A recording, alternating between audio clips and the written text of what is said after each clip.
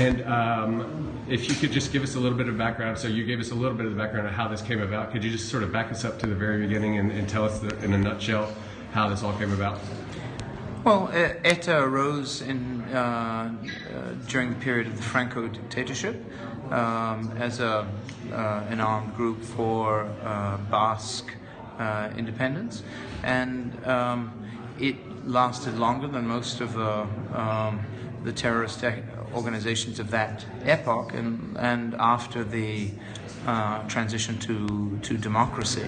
So it's been a long struggle, but it's a great moment for all of the peoples of the areas affected by violence. And this is really it's the last really European terrorist group to end. It's the end of a certain chapter of terrorist violence in Europe. I mean, there is still terrorism in Europe from ISIS and from others, but this is the last terrorist organization that's actually European.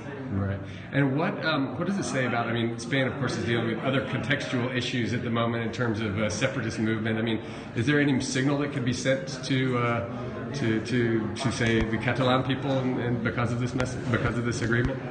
I mean, it's a unilateral declaration in which they say that they want the problems to be resolved peacefully, and I think the end of violence, the end of terrorism is good for everybody, and I think that's good. That's a good message for everybody else, not just Catalonia, Spain, but in a whole much wider world. We live in violent times, and it's good that it's over. Were there any Basque leaders here today? I don't want to comment on who was here. Some people didn't want to be. But they didn't make any statement to the media, as far as you know. The only statement they made is the one they authorized us to make. Okay, fair enough. And they didn't want it to be sensational.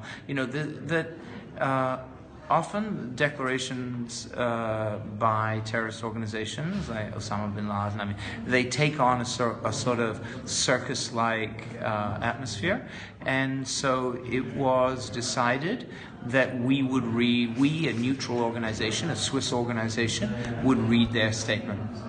And just as a last final point, I mean, there are a number of Basque separatists who are still in custody in Spain.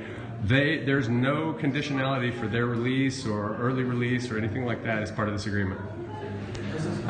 This is not an agreement. It's just a unilateral act. Obviously, everyone hopes that as reconciliation advances, there'll be a return to normalcy.